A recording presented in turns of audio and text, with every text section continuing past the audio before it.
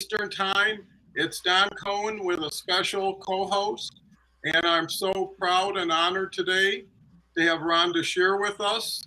And she's got an amazing background story, but more importantly, direction and intention. So with that, I want to first of all welcome everybody to chat.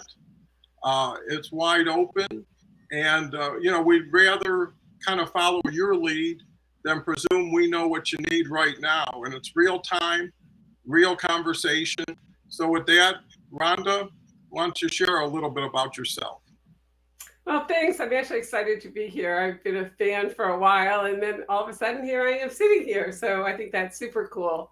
I actually have kind of an interesting backstory that's it's quite inspiring. I'm one of the few people that married my husband twice. So interestingly enough, when I started my career, I was a paralegal and had a traditional job. And when I got married, you can appreciate this. You know, the younger people won't.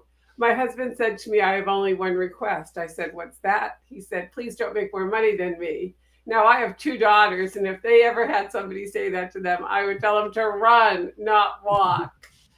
And after 28 years, life just happened. You know, mom died, cancer scare, house short sailed, and we ended up amicably getting divorced. Along the way, we have these two amazing daughters, and through all of that, I ended up, with what I'm doing with LinkedIn, figuring out a way to generate a decent income, right? And I was using LinkedIn to sell life insurance.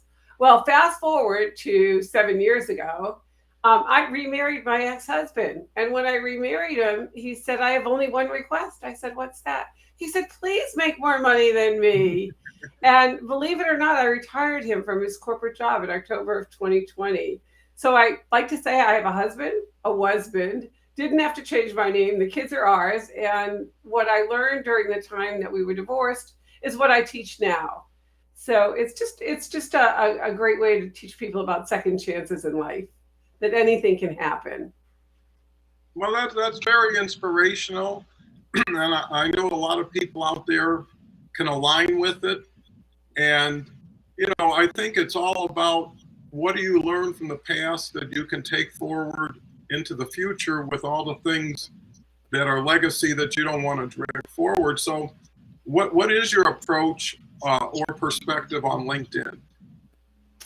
Well, the one thing I think is think of it like the way that we network offline. You know, we create relationships. We ask people, you know, Dawn, tell me about yourself. You know, do you have children? What's your passion?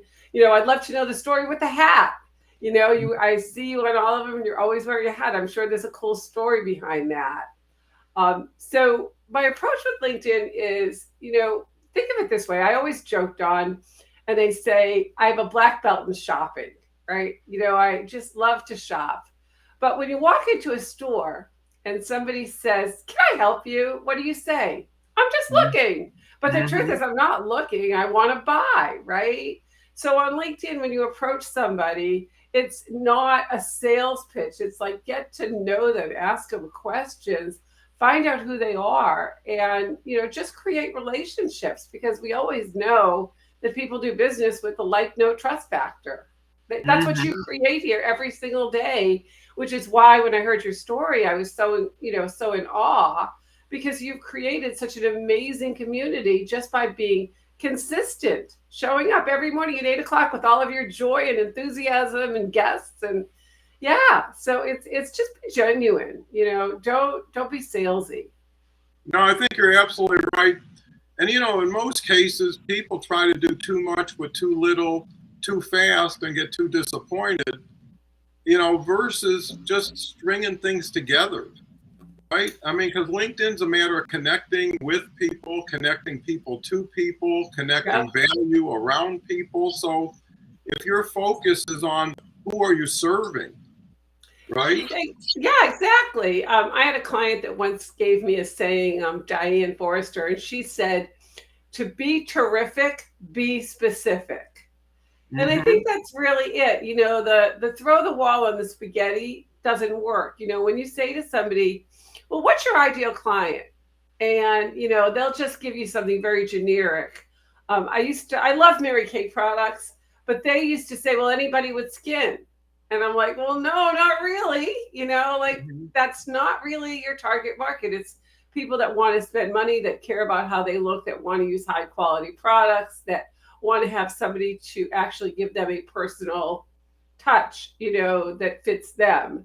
So I think the reality is that you want to be very specific about who your target market is. And I think one of the things that people don't even think about is it's not just who your target market is, it's who's working with your target market. Is it competing with you? Right? Mhm. I mean, think about estate planning attorneys, right? Their target market potentially are people that are divorce attorneys. Why? Because if you're going through a divorce, you need a new estate plan, Mhm. right? So it looks like somebody joined us, right? Somebody Yeah, said good Dean. morning. Dean hears about every day. Dean's a great guy. He's got a potato in front of his name. I think it's because he's from Idaho. But Ah, that might have something to do with it. But that's the beauty is there's mystery in everybody, and there's fascination and intrigue. If you really go deep enough, is where the richness is. Too many people are going broad and not deep, and that's what they have is a bunch of superficial people, right? And it's not that well, they're, that's true. I saw a poll yesterday on LinkedIn that said, how many very close friends do you have? Right? Like what you would consider. And here I am, okay, with, I don't know, 32,000 followers on LinkedIn, but close friends, less than a handful, and I think that's really true. We are very, as humans, we're generally friendly, even if we're introverts, which I'm not, but who we let into our world, that number is pretty small because it's got to be somebody that you can trust. In fact, I remember when I was divorced and I was dating, one of the criteria for me, I had my list of, absolute no, like if you were a smoker, or I'm 5'11", right? So, if you were 5'11" or shorter, you probably weren't going to make it, right? Everybody's got that list. But I think the thing that you really want to be able to do is, know what it is you're looking for and what you're not looking for. Would you agree I, with that?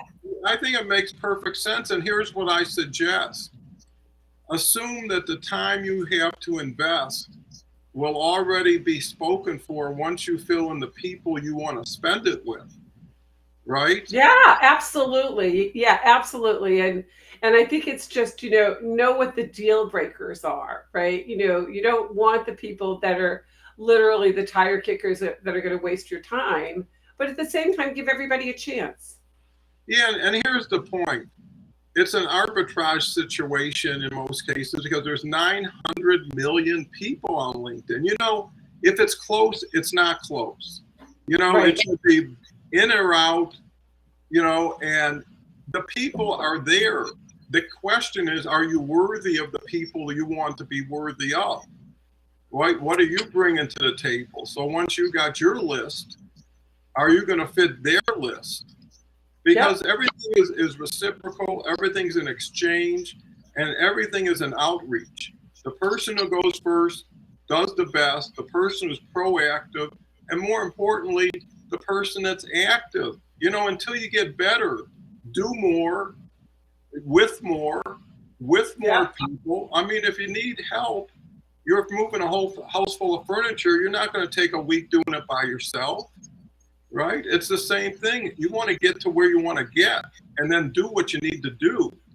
Most Yeah. people need to get to the do what I need to do, but let's really quickly recognize all these wonderful people. Uh, you know, uh, Christy's here, uh, and Christy's in the HR area doing resumes and profiles, and it has really started to blossom here, and it's actually on Friday starting this week. Kelly, who's going to be here Thursday, and actually is going to take up more of a leadership position going forward. So these are great opportunities to reach out to uh, Christy to Kelly to Rhonda. I mean, it's right in front of you. You're in the right place at the right time with people like yourself. You can't get a better pre-qualified mix, and that's the key. Chastity's here. Chastity, I know is Gretchen, who's here every Monday, and is friendly like that. Christy, quality over quantity is something we learn the older we get. And you know what's cool about this show, Rhonda, is between 80% of the people on LinkedIn are 18 to 34. At least 80% of people are here are 50 and above. So it really attracts the people who are older schoolish and love the best parts of it, which is relationship building, really getting more out of the connection than what do I get, what do I give? Because I find most connections don't do anything directly for you, but they can be great to connect you with people who can, and you get friendships, right? And it's so much nicer to go to a place where all your friends are there, like this morning. Kevin, how goes, guys? Kevin's out in Great Britain. Maybe some of these names are familiar, but the other thing is there's so many wonderful people on LinkedIn like Rhonda, like Christy. You know, I'd like to think we're special, but I'm happy that we're not, because there's so many people who have yet to embrace what's so scarce, which is respect, support, getting to know you first, you know, and everything can be done because LinkedIn gives you same day results. Yeah, Right? it does. And I, what I love about it is that there's always an opportunity to meet somebody new. And one of the things that I talk about is have you ever walked into a bank and said, I'd like to withdraw some money? And they look at you and they say, well, Don, you haven't made a deposit. You always have to make that deposit. So it starts with giving first. So the question, I do lots of get to know you calls with people. And what I always ask them is, how can I support you? What resource do I have? Who can I introduce you to? What technology can I tell you about? How can I support you so that, you can walk away from this phone call or this Zoom feeling better than you walked in? Yesterday, I actually gave somebody a resource. This guy said to me, oh my God, you're going to save me over $300 a year, because he was paying for something that I told him he could get for next to nothing. And, what did it cost me? Nothing. But if I made somebody's day, and I've been studying with a mentor, I've always invested with coaches and mentors. And one of the mentors I study with is probably somebody nobody's ever heard of, but his name is Joel Bauer. And Joel says one thing that I love. He says, when you shine, I shine. And, I think you're like that, Dawn, when the people that come on to your LinkedIn Live, are shining, that makes you feel good, because you're so modest and just so real that it really isn't about you. It's about promoting Kevin and all these cool people that, are following you at this very, very early hour in the morning, especially for me. I'm in San Diego. So, it's 8:00 here. And, I was up way before because I wanted to be ready and all of that. So, yeah. It's just well, and here's how cool this really works. Is the first time I ever talked with Rhonda was yesterday, and I believe I was the one who did the outreach based on some inbound from Rhonda, which is, I believe she looked at my profile, right? So every day I start with who looked at my profile, who commented, who liked, who connected. And those are the people that are in the moment in the last 12 hours, right? And they did something for me, to me, that they could have not done. I would have never known the difference. But because of that, I reached back immediately when I recognized there was alignment, right? And let's have a call. And we had a call. And what was cool about it, we decided, hey, we've got a lot in common. Let's see where it could go. And then all of a sudden the conversation went to the show, and it just happened.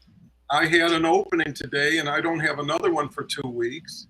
And I said, Rhonda, this is not typical, but I knew Rhonda fit with the audience fit with Rhonda. So the point is I started this all by myself, and for weeks I was talking to myself. It's like running around a track that there's no spectators, but you're still running hard, right? And eventually someone shows up. But you got to keep running in order for them to see you, to show up, and then someone brings a friend. And that's how it starts organically, right? That's how it starts.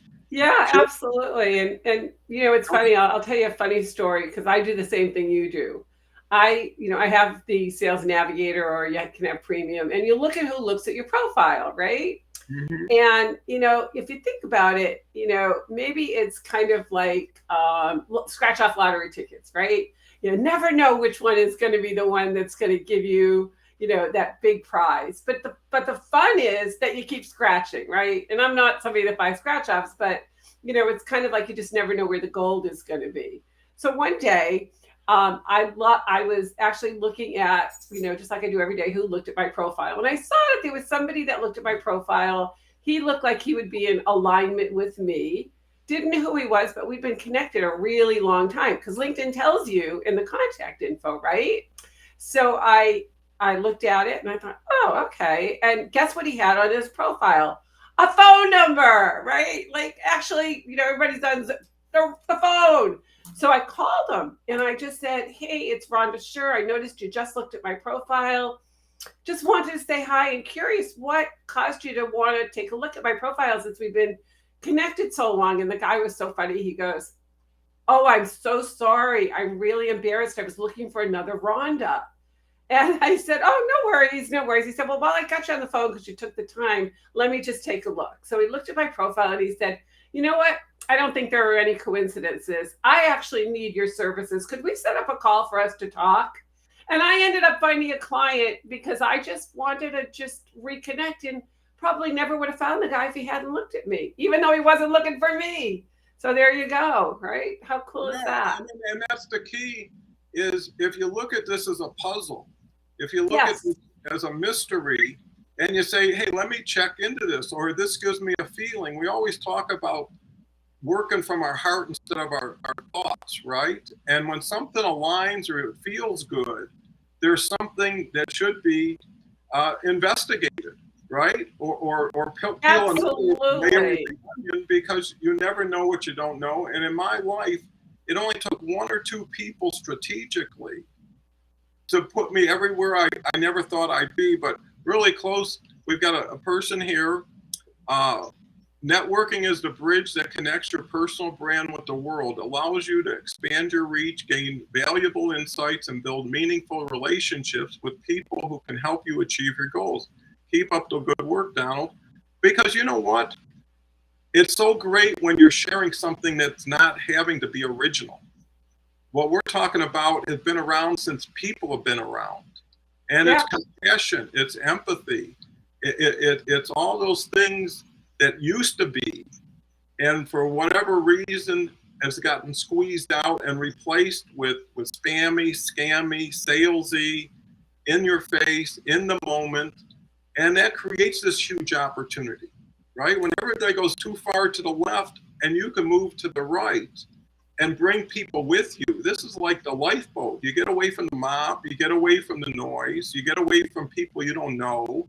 Because once you get your family, you enjoy it, you celebrate, you support each other. You don't say, hey, we got room for 5 more to eat here, who's hungry? And then you're stuck with them. And plus, if you can grow your own second family by choice instead of by accident, and then everybody has to earn their keep based on how respectful they are to each other, right? It's Yeah, like, I think that's what we call community, right? And absolutely. and I love community. That's why I'm, such a fan of joining networking organizations and meeting with people. I recently met a woman on LinkedIn. I don't remember if I reached out to her or she reached out to me, but from looking at her profile, one of the things that I happened to see was that she had studied with Landmark. I don't know if you know the Landmark Forum, but there's a course called Wisdom. And the wisdom course is a fun course because what they do, believe it or not, is part of the course is you get to do 1 page of your life for every year of your life. Okay. So for those of us that are, over 50 and 60, that's a lot of pages, right? And when you do that, you get to look back and you get to see the lessons that you learned. And so I did that, and my husband did that, and that was how we got back together. So that's how I have the husband, but she did the wisdom course. And so through that, just that commonality, we kept in touch. And she said to me, I'd love to just have you on my show. And so, I actually ended up doing a webinar for her group of women, extraordinary women. You never know where that opportunity is going to connect. So, like, look at this right here. There's somebody telling me to connect with Sean. Like, that's the kind of people you attract. Like, how awesome is that? Well, and that's the beauty of it, is that's why I'm always advocating anybody who gets here and starts self-promoting, right? Or starts marketing versus here, get to know me, right? If everybody says, I want to get to know people, are they knowable themselves to people, and give people the opportunity to say, hey, I'm really into what Rhonda's into, or I'd like to learn more, and then be able to reach out either during the show with each other or after the show. And because everybody's used to this community, anybody who comes in and doesn't understand it is coming in thinking it's like everything else they're doing. I see so many shows. I was actually talking to Mario yesterday, and he's getting into a leadership situation here too. He loves this thing. He was on a seminar with 22, or a webinar with 22,000 people attending. And it was free. And he said the first 40 minutes was everything they could sell you. It was one pitch after another, and it's like it wears you down. And it's almost like you're going to get something for free, but you got to pay for it up front, with our pitch, versus having people understand if you're looking long term, you've got to act like you're looking long term, right? Yeah, for sure. And one of the things that I live by is under promise and over deliver. That's the thing. I mean, here's a really cool tip, okay? And I'm going to do this today. You have so many guests on your show, right? So many amazing people. And you don't ask anything other than just show up and contribute, right? Mm-hmm. But imagine that you just use these 4 words. I need your help. Okay, what's the worst somebody could say? No, right? I say that to my kids all the time. I go, hey, I need your help. And if they can help me, they will. If they can't, they're in that group that you talked about. One is 31 and one is 33, right? But how many people here appreciate you for the amazing job you're doing? So what if you just said, hey, if you got value from the LinkedIn Lives that I've been doing, if we're not connected on LinkedIn, let's connect. And if you wouldn't mind, I'd love if you'd write a recommendation about your experience, with the LinkedIn Lives. Well, what that's going to do is help you attract more people, right? Mm-hmm. I mean, because it's always, we know that what somebody else says about us is 1,000 times more powerful than what you say about yourself, right? And I agree with Maria, right? She says webinars are mostly all boring and they all sell something. What if you turn that upside down?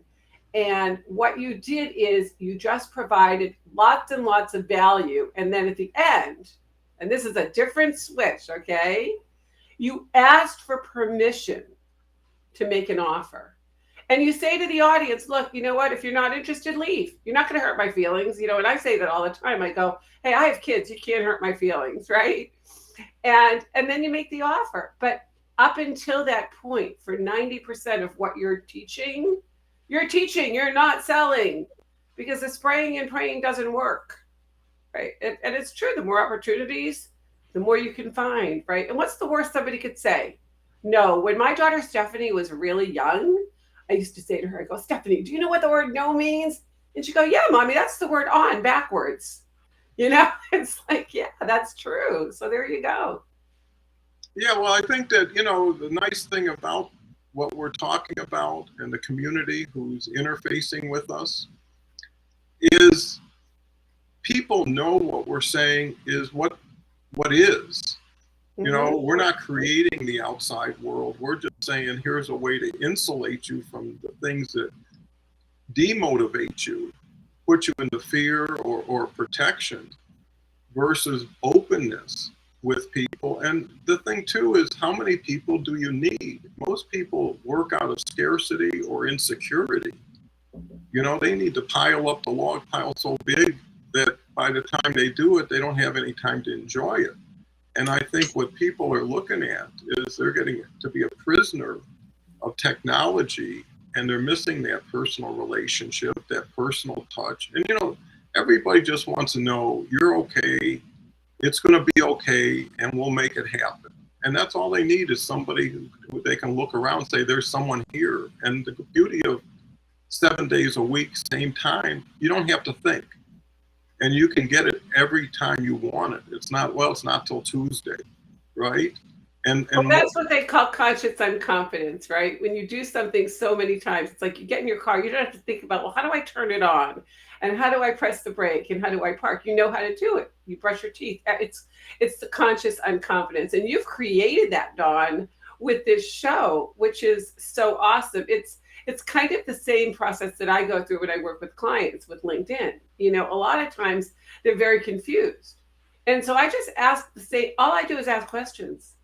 And then I look at it like a jigsaw puzzle. Almost everybody has all the pieces, but guess what they don't have? The picture, so they don't know how to put it together, right? And I'll never forget this. When I was divorced and I was dating, I had a date with a guy who was actually the dean of one of the local colleges. And we were sitting at a BJ's restaurant, and he said, I gave him a copy of my book. You know, it was just a gift. I've written 5 books. I gave him a copy of the book. And here we are sitting there having lunch. First date, okay, off of a dating site. And he said to me, so Rhonda, what do you think your greatest strengths are? And I answered the question, and I thought, wow, is this a first date or a job interview? That was kind of my first thought, you know. And I said my greatest strength is I'm a resource. I've always been a connector, right? You know, you could call me the Yenta of connecting, right? And he said, well, what's your greatest weakness? And I said, oh, that's easy. I said, if you told me to close my eyes, look at this table, and tell you everything that wasn't here, I could tell you there was a salt shaker missing. And he looks at me and he said, Rhonda, what you're seeing as a negative and as something that needs improvement actually is your greatest strength, because an undergraduate could tell you what's on the table, but a graduate student can tell you what's not. And that was one of those light bulb moments for me, because I realized what I had been seeing as a negative was really part of my genius. And we all have a genius. We just need somebody else to help us see it. Well, and you know, and the more you show it, the more there's a chance that person will see it, because you can't be specific and then feel bad when the general population doesn't attract to you, right? Because you already put out, here's what I'm looking for, right? And you make it easier on everybody, because a lot of people want anything or anybody who can fog a mirror and figure they can work them from there, you know, versus, hey, the more you walk from someone, the more they walk towards you. It's like, you know, if you ever have dogs, chase them and they'll run forever. Run back. Oh, have you met my dog? I don't know who walks who, right? I'm always chasing. Yeah, there you go, right? But you know, dogs can teach you a lot too.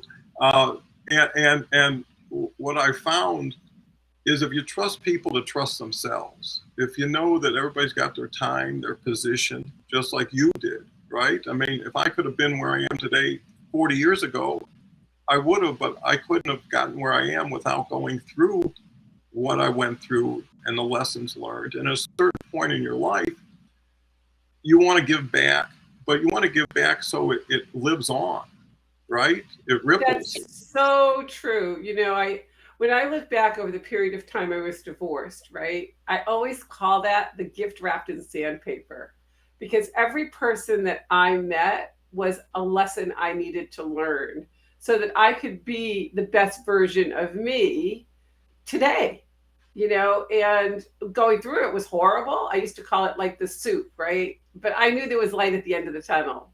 And I think that's true, you know, like, you know, when you're meeting people and you're having conversations with people, some of them are going to be like, wow, this is the best call of my day.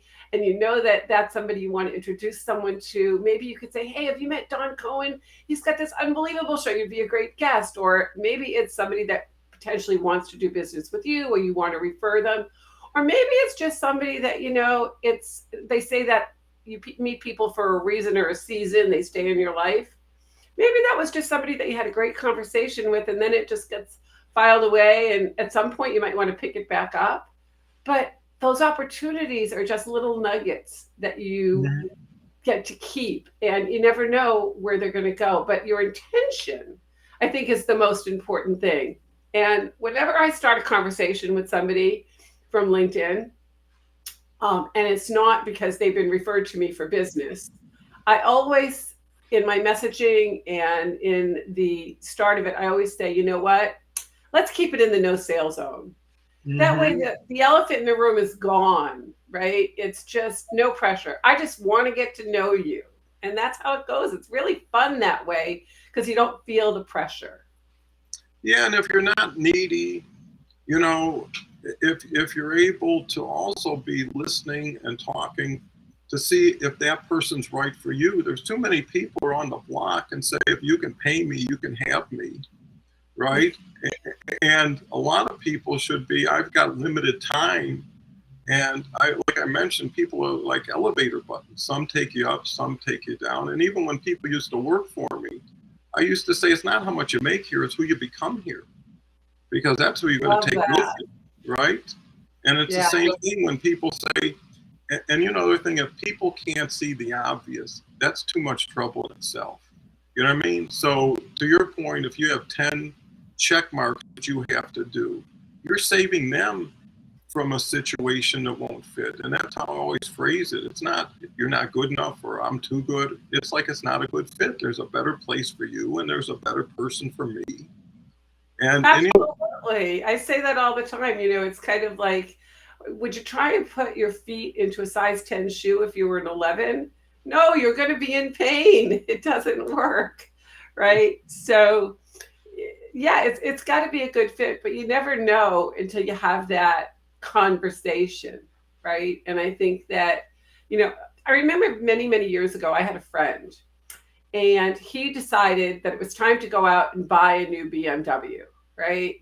And so he was a very, very successful guy in the banking industry. So he came home, went for a run, had his running clothes on, took his wife's mommy van and went to the local BMW dealership. And guess what happened? Nobody would talk to him. Nobody. He walked around the lot for 20 minutes. And he's like, this is crazy. And he left and he drove a little further down and he went to another dealership and they immediately came up to him, treated him as if he was dressed in a suit. How can I help you? And he drove off with this very expensive, brand new BMW.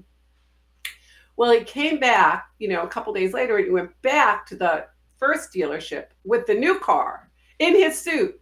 And they all were all over him. And he said, I'd like to speak to your manager. He said, I just want to let you know I was here a couple days ago, but I wasn't dressed like this and I wasn't driving this car. And your salespeople wouldn't even approach me. They judged me as somebody that wasn't qualified. And, you can't judge a book by its cover. He said, you lost an $80,000 cash sale. So again, I think it's really important that we meet people where they are and we don't make these prejudgments because I love what Christine said. You can show up here any way that you want, no makeup, ponytail, whatever. And people are still going to love you because of the environment that you've created, because you make us feel safe. Well, it's even more lovable when people don't put on a new persona, or don't have to be opaque. The nice thing about live, it's forgivable, right? Yeah. Because no one can predict a dog barking, somebody running through garbage outside right here, we got the garbage truck. But it shows you it's real. And when people can get real, where they were maybe self-conscious, that opens another door for them. So it's really about expanding. And there's the reason why people keep things in is they don't have anybody to share it with. It's always more fun. And to your point, Rhonda, people who come together like this are like workout buddies, right? If I'm downstairs honking the horn and you're not 100%, you'll go exercise because I'm downstairs, right? If it was up to you, and it goes vice versa. So the key is knowing that there's someone who really does care because they want to care.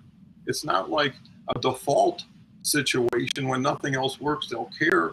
Some people would rather give than receive because a lot of people have what they need or and know that the 10th thing they have is so much more important to give it to the person who never had one, right? And see the joy. When I was downsizing from our big house and we put stuff in the paper, a lot of stuff was really good stuff. In almost every case, if someone says they had a story and they needed something really bad, I gave it to them versus getting the $200-300 from somebody who wouldn't care. Because, my stuff then got into a place with people who would appreciate it. Like Yeah, I love that. I absolutely love that. In fact, Sunday I did something super fun. One of my friends is literally, I think she was 87 the other day, and she has more energy than probably you and I combined. And she put together a clothing swap. And you just brought the clothes that you didn't want, and you took what you wanted, and everything else went to homeless women, right? And it was amazing the things that people brought and the camaraderie and how good it felt just to clean out my closet, just to make room for and there were some people that I knew that weren't doing as well, and I knew what their sizes were, and I was able to pick up stuff for them, and it was such a joy to be able to say, hey, I have this really cool gift for you, and tell them the story behind it, because her name is Robbie Motter who put it on, and Robbie always says, just show up, right? And I thought, yeah, let me just show up. So I think the other thing too that people need to know is know your deal breakers, right? And coming back to what you said, when I was going through my divorce and I was dating, right? What I always looked for outside of the superficial, totally, I'll own it. Okay. I really wanted somebody that I could see eye to eye with, right? 5'11" or taller. But what I really looked for was who was going to be there at the end of the day. Was that somebody that was going to take care of me and knowing that I was going to take care of them if, God forbid something happens, right? You're sick. And that's what I look for. That's the criteria for that best friend for that person. And when you're on LinkedIn and you're, really meeting with people and creating connections, what are you looking for? Is it somebody that doesn't ask you, hey, Dawn, what can I do for you? How can I support you? And then shut up and listen, right? I love that. Yeah, we all are attracted by the good vibes. I want to know how I can serve. It's always better to give than it is to receive. Well, when you're giving or receiving, you're learning from the exchange and who you're exchanging it. You're having an interaction. You're having a relationship. You're having something to build on versus I'm here, you're there, wink, wink, nod, nod, like, comment. That stuff is what everybody does, and some people never grow beyond it. And then some people decide they'll create something instead of just copy something, right? Someone said, I can do a better post than that person. I can get more likes or comments. And you're walking up the right ladder against the wrong wall, right? If you say, hey, I just want to be on LinkedIn Live, that's all I do. But what's so cool about it is I've engineered something that gets you the audience and the relevant audience. And here's another beautiful thing about LinkedIn Live. And I've done 200 days in a row. So you get better at it if you practice it every day. And to me, it was like going to the gym and muscling up because I wanted to be ready when this took off and people saw it and I'd be so far ahead of the curve and build on rock instead of sand with people that have gotten to know each other every day. I guarantee you, 80% of people you see are everyday weekends. Why? Because it gives them support that they don't have. Everything in life, when you talk to people and they say, I don't have enough time, I say, how much time don't you got? And it's what do you do with the time? And everything here is redirection. If this hour of your day is superior to another hour that you used to have or didn't even have, you fill it, right? And then you grow it. And then you say, okay, I can spend another hour just getting to know all these people who show up here, right? And that should be your mission. Absolutely. Yeah, no, I totally agree with that. And I love that because I belong to a lot of networking groups. And one of the good things, there were a lot of good things that came out of COVID, a lot of bad things, but a lot of good things. And one of the things that I love that came out of COVID is because of Zoom, we are now able to, interact with people all over the world virtually, and people have gotten comfortable with that. So in the networking world, we're able to network with people that we would never have met because we ended up in a Zoom room, right? I mean, I used to not like the little Hollywood square, right, that we were in, but now I really love it because there's people and opportunities that I can share with others that never would have happened but for Zoom. Networking groups I wouldn't have joined, people I wouldn't have met, friends I wouldn't have made. So yeah, it's always, you get more of what you focus on. So if you're focusing on the positive vibes and the opportunities, that's what you look for.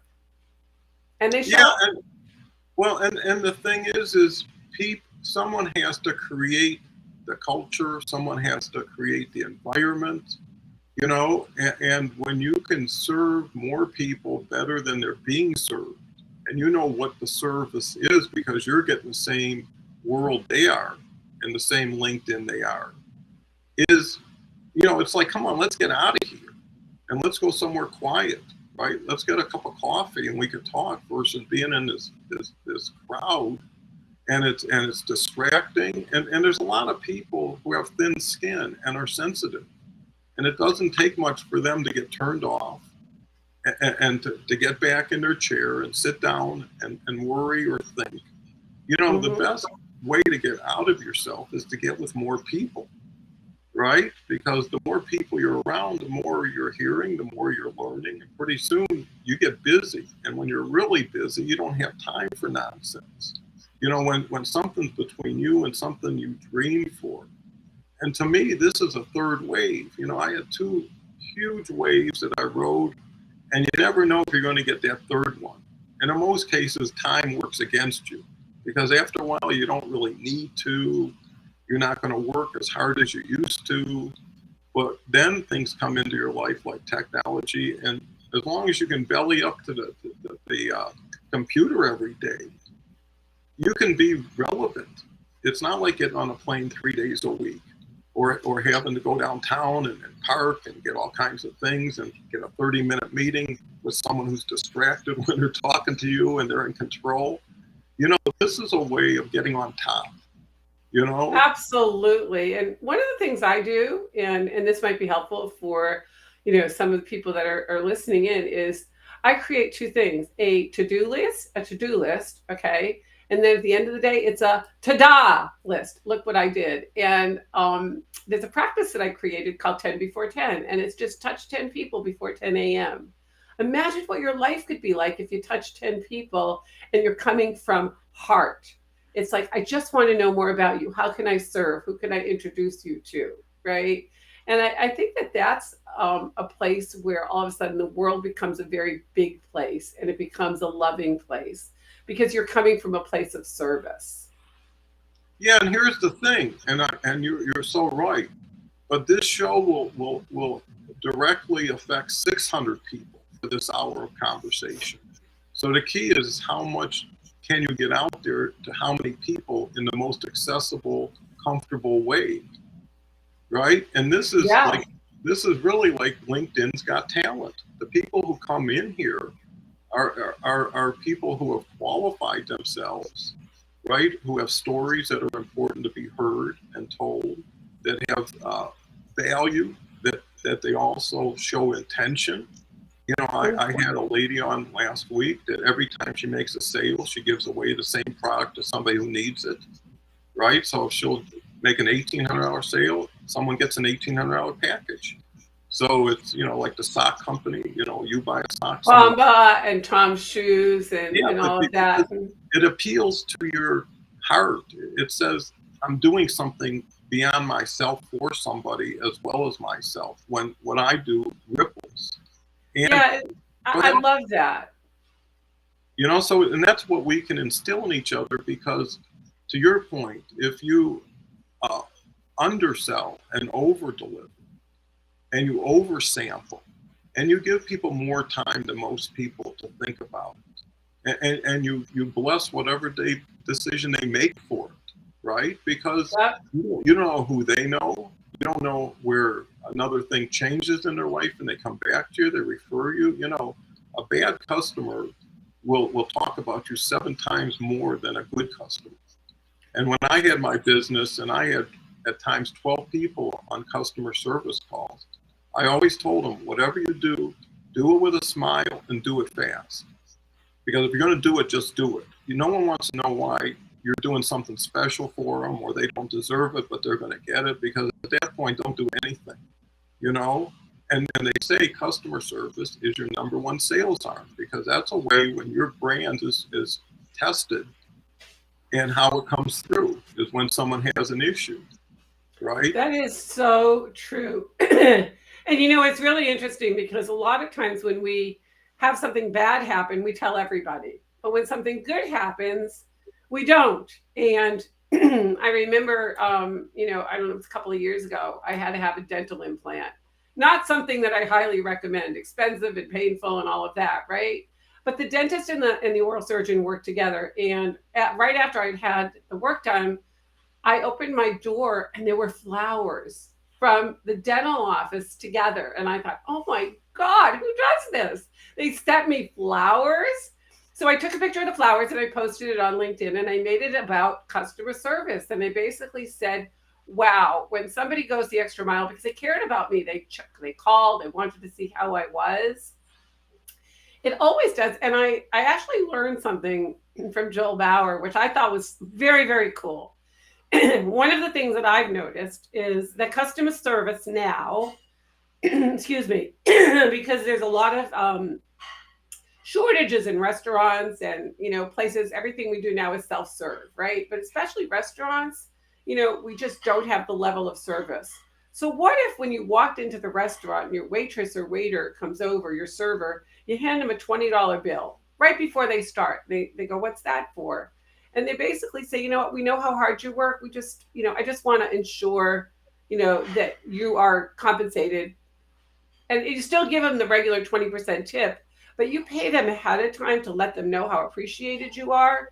Watch the level of service that you're going to get because they feel appreciated.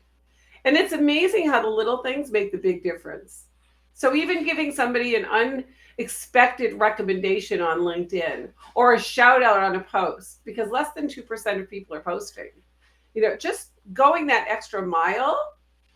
And again, I like what Dennis said, you know, show up, not off, right? Make it about other people, you know, just put the light on the other people. So, you know, that's how I live my life. You know, it's always under promise, over deliver.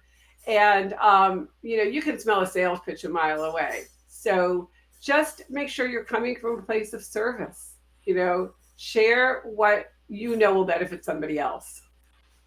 Yeah, I think that's perfect advice. And, you know, Christine always cracks me up. And, you know, Christine, like I say, juggles a full-time career, getting an MBA, 3 kids in a house and a family, and still has time for this every day and blocked it out. And what was funny, Christine told me a story one time that, you know, someone had bought her a Starbucks while she was in line. And she said, well, I'll take care of the people behind me then. And then the lady came back and says, well, they ordered $35 worth of stuff. And she thought it was like just a drink. And she said, but, you know, I made the commitment, so I honored it. And that's really the thing is what's good for you is good for people like you. And if you've been fortunate to experience things that a lot of people haven't, their first time is a way of living vicariously through them, right? And I think you just got to leave the log pile bigger than you found it every day. You know, you need to write a book with all these Dawnisms. They're amazing. I love this stuff. This is so great. You know, and it's funny you say that because that's exactly what people have been telling me in the past. But I want to refer to your suggestion of pre-tipping. is in the 90s, I got involved with a group called the People's Network, and it was 24 hours of personal development programming when satellites first came out. And I Jim Rohn, remember that because they got bought up by prepaid legal. yeah, yeah. And people like Jim Rohn would come, and Brian Tracy. I mean, it was just the best in the world, right? And you could spend 3-4 days with people who are, again, into Yeah. it. And Jim Rohn said about pre-tipping. If you want, you got an important dinner, if something just has to, like, hey, we're going to be talking for the next half hour, don't bother us, right? But here's $50 or something, and we want water here and that. He says you're going to get whatever you wanted. If you decide, hey, hot luck, you don't know what you're getting, you're going to end up tipping anyways. But the other part of the tipping story was, he said, I once got a shoe shine, and it was the greatest shoe shine I had, and I kept thinking, $1 tip, $2 tip, you know, and you don't know what the shoe shine was. And he said, I gave the gentleman $1. And he said, all day it bothered me that I didn't give him that second $1. So it wasn't worth even $1 to have to think, why didn't I give him that other $1? So he says, whenever you're between a tip, bigger or smaller, go bigger, right? Because, you know, it won't come back to you. So, you know, I think it's these little keys and tricks in a way that you learn along the way. And to your point, there's nothing I've said very rarely that's original. But over the years, you're at a conference or you're listening to a tape and something comes to you and you say, that's pretty cool. And then you start repeating it. People think it's pretty cool. And then you got a whole repertoire of things that fit situations. You don't just throw things out. Amdon is an inspiration for everybody. She's in Nigeria. She's here every day. She brought her mother on the other day. And you know how lucky you are that people now have access. That's what people don't understand. It's not just networking and meeting people. Now you have access to them. And you got access to what they're into, and people don't appreciate. To your point, I can attribute almost all my success to joining groups that were way beyond me. And at one point, I was in a group that would take over places. And it was a small group, like 30 people. We take over the Russian tea room. We take over the Rainbow Room. We get a boat to New Jersey, right? With you know, all the stuff. Yeah, absolutely. Well, remember what Jim Rohn said, be like the 5 people that you want to be like, right? Who you surround yourself with. So, and you know, it's interesting to your point, you know, not only do you hand the server a $20 bill, but if you have that exceptional service, you ask a question and you say, hey, who's your manager? And before you leave, you go to that manager and you let them know the exceptional service. Because what people really, really want more than anything is they want recognition. They want to know they made a difference. And that's why I love, you know, recommendations on LinkedIn and, you know, really just using there's even a little thing on LinkedIn called kudos. And you can give somebody kudos. It doesn't matter who sees it. It's just about the fact that you recognize them. So it's always just focusing on that other person. Well, we've got Kelly that showed up.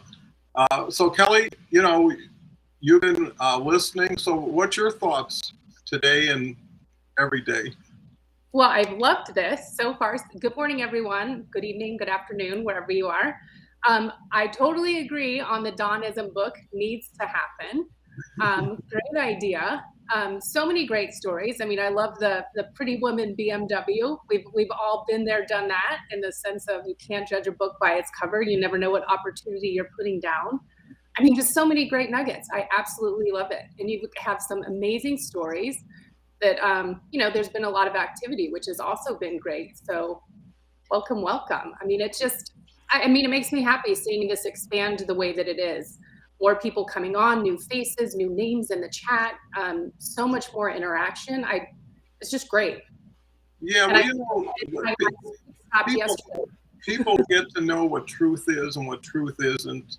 That's you right. know, and they say, you know, the whole key is being trusted, liked, and known. But trust is primary. Without trust, liking and knowing isn't a lot of fun. And if you got to wonder how sincere somebody is, you're wondering too much.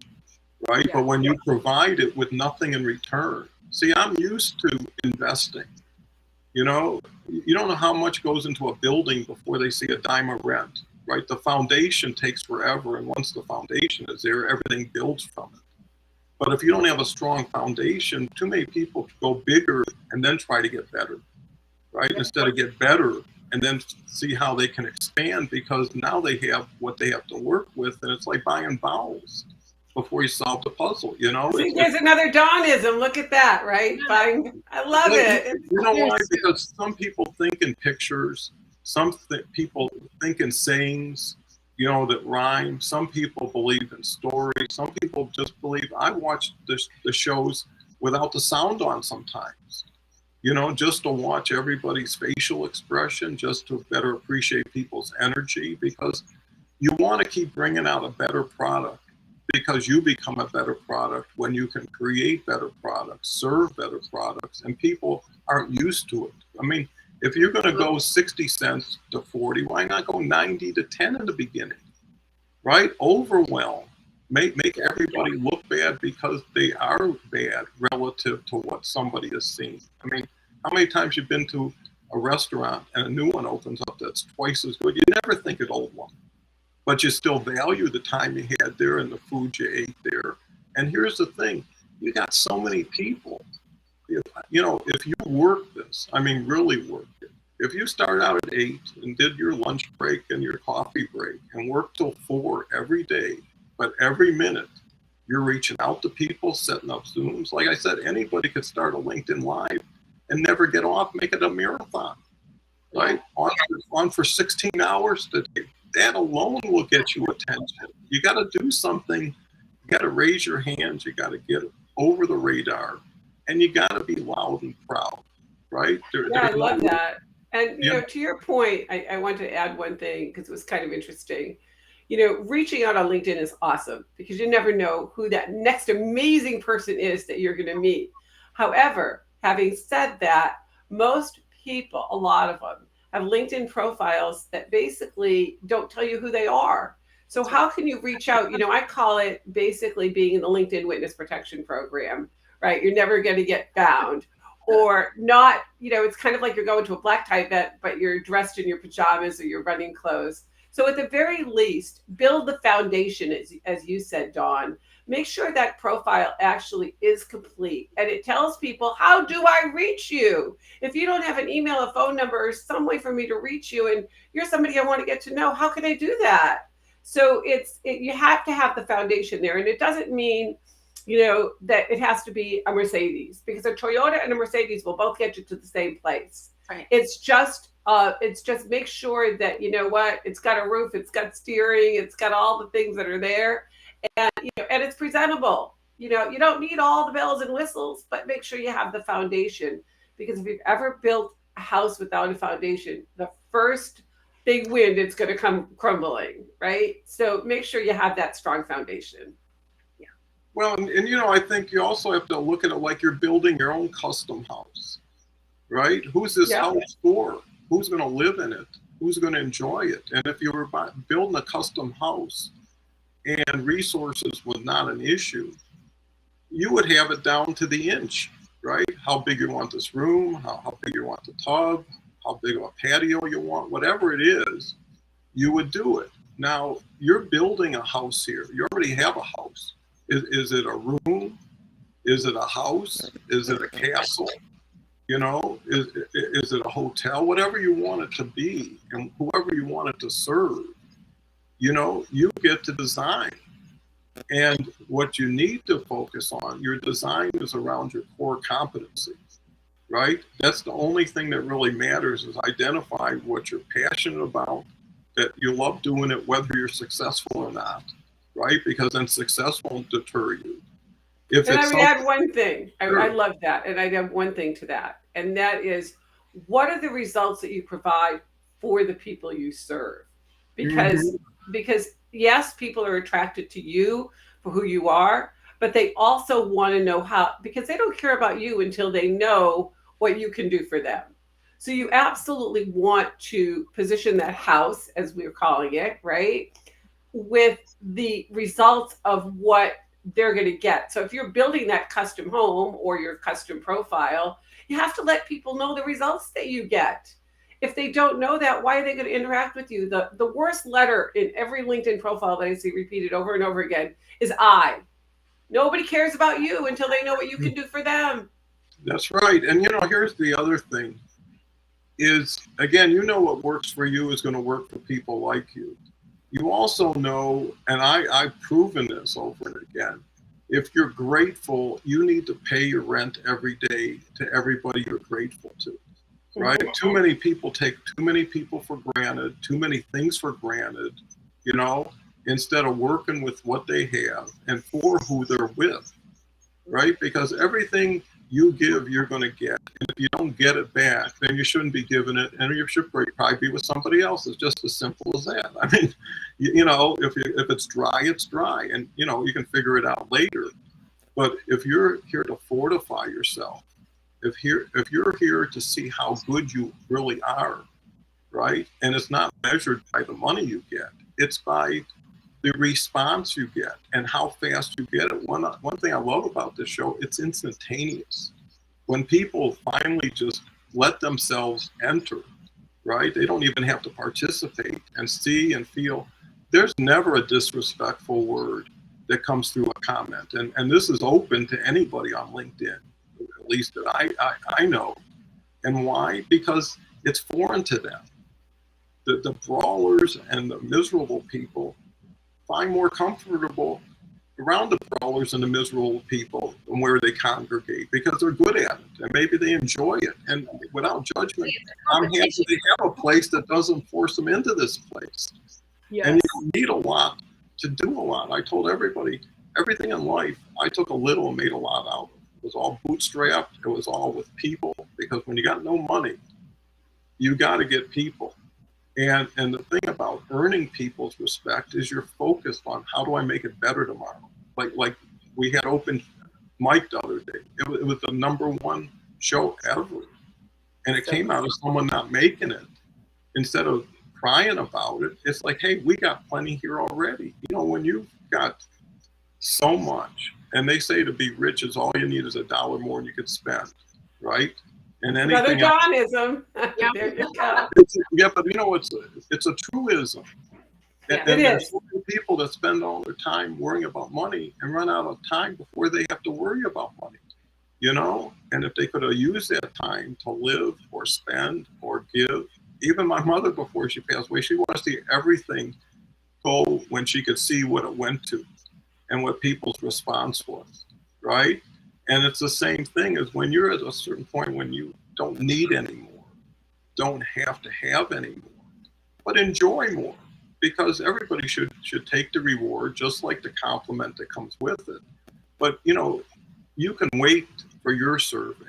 And when I say if it's going to happen, let it happen from the bottom up, right? Let it come from people saying, I love this stuff and I'm getting $20 worth of value. I'm happy to pay $2. Right? And let them take the change. Because one thing about this business, because I can compare it to traditional businesses where you had to buy things, pay for things, hire things in order just to do something, right? This is gross as net almost in this business, right? So because LinkedIn gives you the platform, we're not doing anything for LinkedIn as far as supporting proficiency. We're using the LinkedIn platform to share ways to be more mindset positive. And then the next step is the collaboration groups where people can work together and get proficient, right? If you're motivated and don't know what you're doing, you're just going to be a bull in the china store and never even know about it. And then after that, the next step is now you're motivated and you're smart, know what you're doing, is action. Right? And by able to now have something that you can bring people into LinkedIn Live, because really everybody should have their own show, right? Everybody who sees this isn't appreciating two things. They're learning how to do this, right? And when they learn how to do this, they'll do it. And you should do it. To me, everything's an either and proposition. Yeah. Do what you're doing, add this, and start making investments where the returns are coming from. But when it can become the best you possible And there's, like I said, I'd love to think we're special, but I'm happy that we're not, because the supply of what we have to share is overflowing with demand. They don't know where to get it, because when they get there, someone is on the other side of the street says, give me some money and you'll get something. Yeah. But I'm going to get your money, whatever. I'm going to win right at the beginning. If you can get even or make money, you're going to have to work for it. And my feeling is, if someone's got to work for it, they're working hard enough before they saw you, right? It's more like, I can help you. And sometimes, honestly, if you're not milking it because that's all you do, you want to get people up now fast, right? Hey, I can get your profile done in 30 minutes, or at least get it better, right? I can give you a way to get traffic in 20 minutes. And I can show you how to do this in 30 seconds. Now, because people come and say, I don't have time, it's like, well, you don't understand what it takes to do it right. No, that's so true. I mean, you think about yesterday in our conversation, if you remember, I said, Dawn, why are you sending people to other people's profiles? Let me show you how to get rid of people also viewed, right? And it was literally 30 seconds. And I said, hey, make this one change.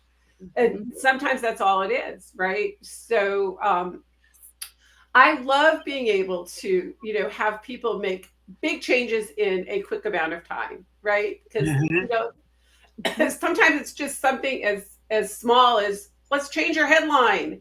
You're never going to get found if your headline says business coach. You know how many business coaches there are of the 900 million people? But what if you made it more specific and it just took you 5 or 10 minutes to change that? That could change everything.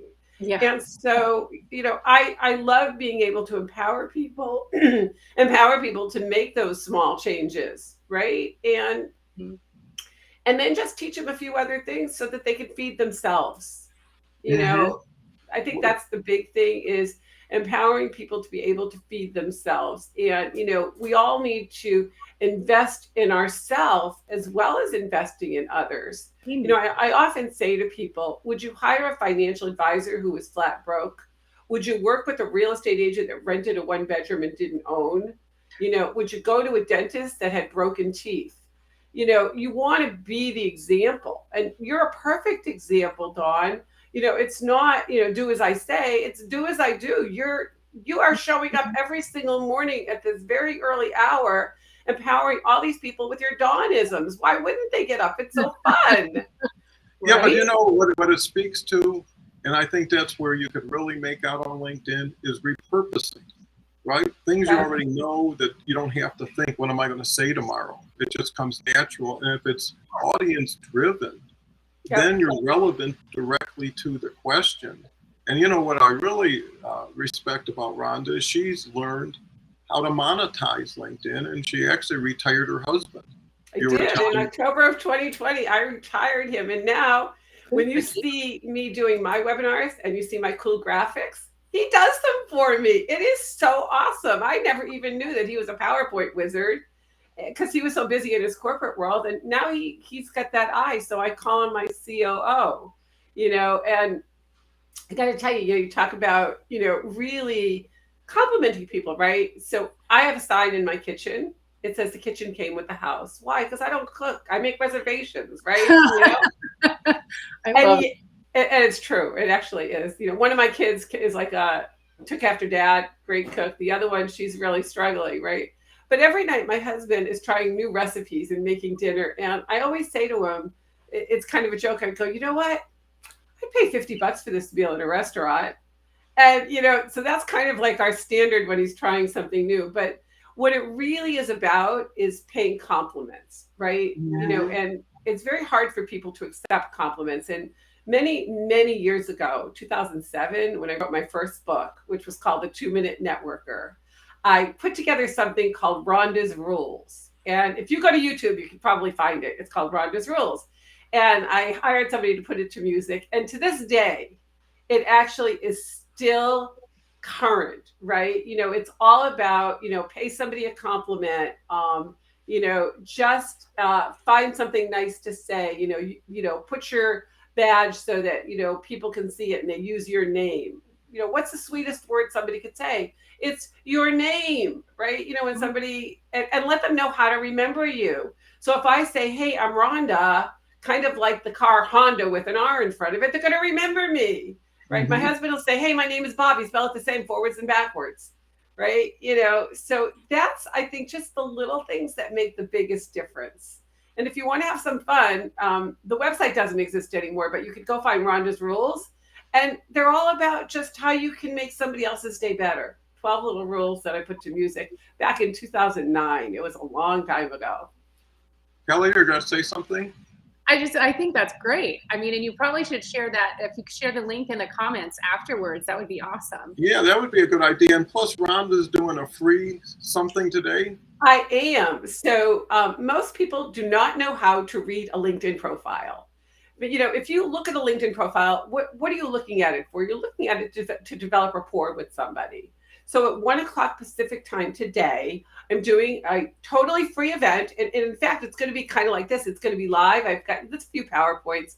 But for the most part, it's really just, jump in and say, hey, would you look at this profile? Let's look at it. And let's see how I can develop rapport with this person. And it's at 1:00. It's an event on my profile. So if you search events on LinkedIn. What you can do, Ron, just put that link in too. And oh, okay. Yeah. Where do you put links in? When this post. Oh, okay. When you do the post, I'll put it in there. Yeah. In the comments. I will do that. And it's super cool because it's going to be kind of live and interactive. And I remember one time I had a conversation with a gentleman. We were talking and I looked at his profile before I got on. And what I noticed was he was a mentor to Big Brothers Big Sisters. Okay. And my daughter has always worked in the nonprofit world. Right now she works for the Crohn's and Colitis Foundation.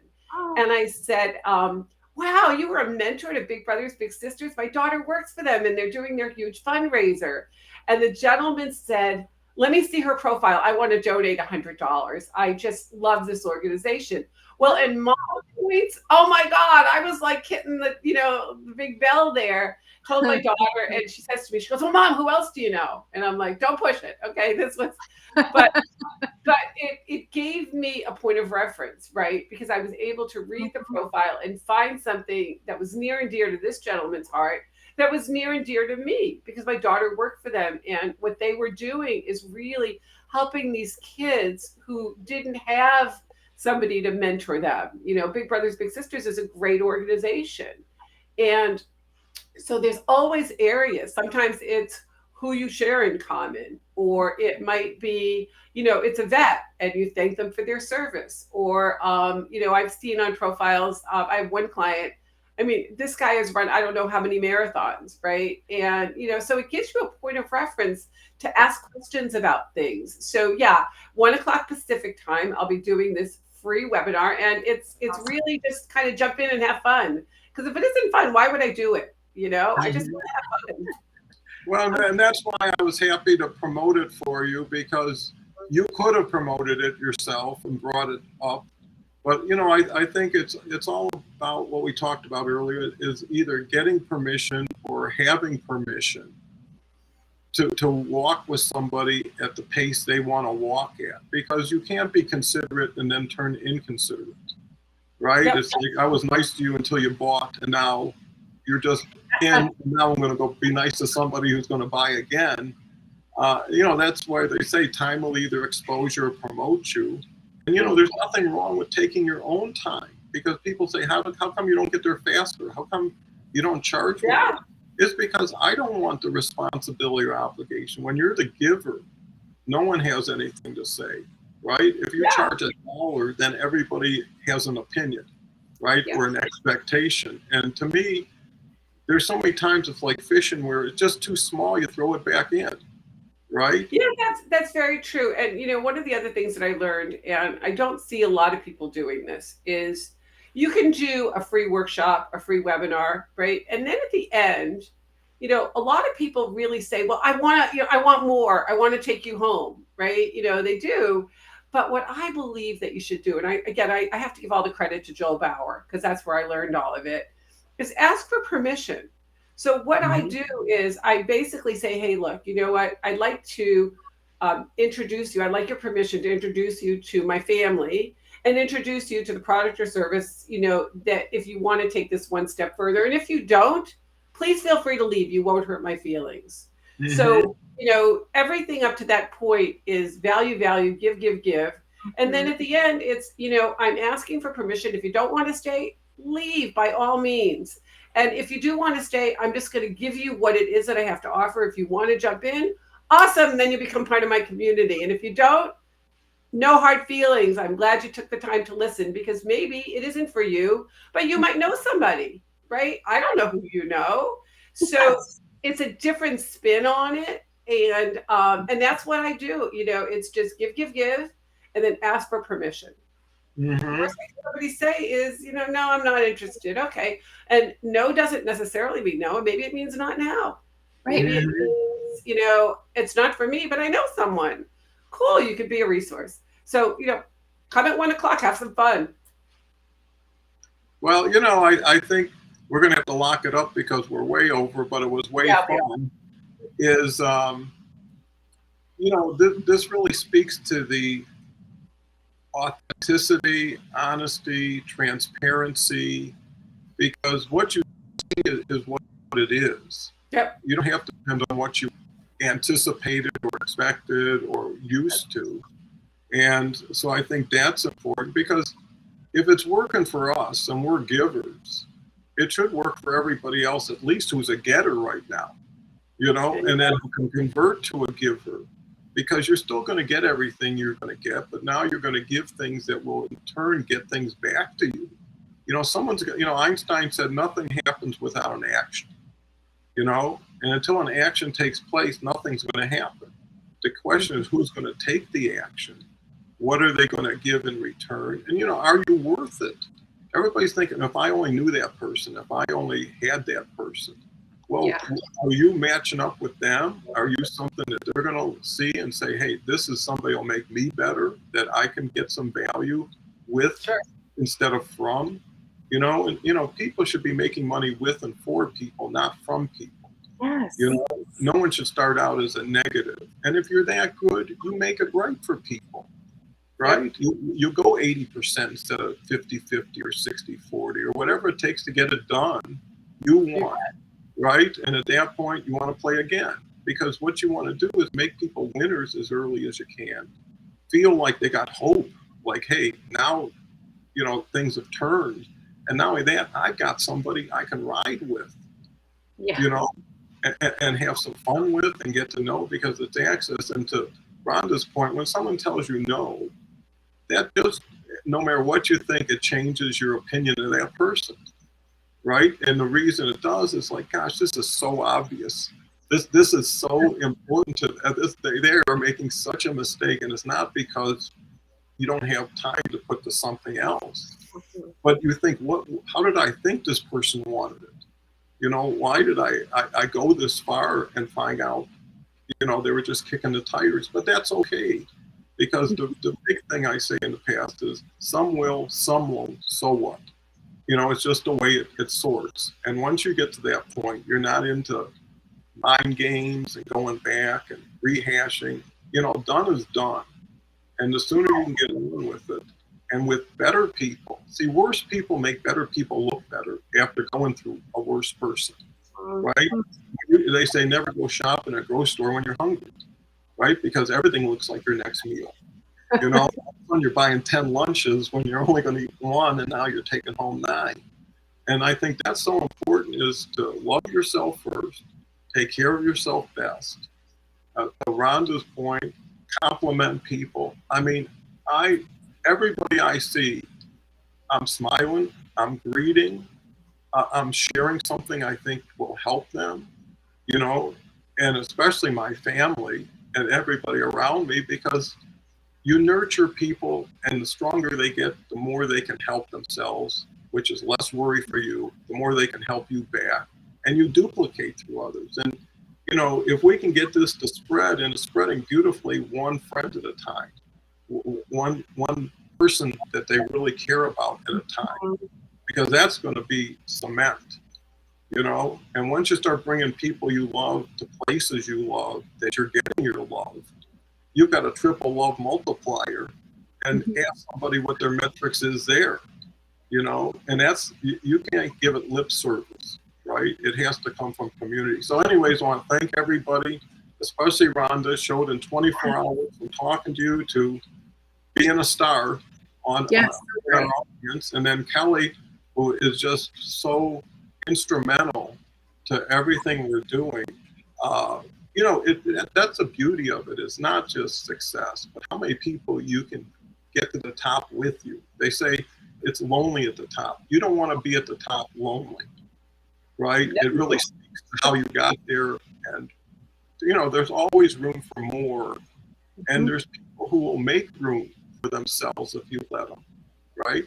And create, you could never create on your own. And just the knowledge Rhonda brings and Kelly, and this is information that was paid for in time, experience, in all kinds of ways that come gift wrapped to everybody who wants to open it, right? And how could you get a better day? Because here's what the negative will be. You're going to go back to reality. You're going to go back to the old LinkedIn, you know, to a certain extent. But what I tell everybody, rest up for 23 hours, come back, and we'll do it all again. And tomorrow, we've got Jenny. And if you haven't met Jenny, she is the brightest light you'd ever see, a spark plug, just full of enthusiasm, just lights up the room. And Kelly's coming Thursday, and Christy is starting her Friday engagement. It's almost like the marquee, you know, that you keep superstars to, and that's where it's at. So, final words, Rhonda and Kelly. My final words are: if you're not LinkedIn, you're left out. And thank you so much, Dawn. Well, thank you. Appreciate it. Kelly? Great day, everyone. Rhonda, that was awesome. So many great takeaways. I look forward to connecting with you and having a conversation with you offline. Me too. And I will likely see you at 1 o'clock today. So I look forward to it. Have a great day. Well, bye. Thanks, John. Thank you so much. Appreciate it. Everybody enjoy the rest of their day. And thank you so much, Kelly. Thank you so much, Rhonda. We'll talk again.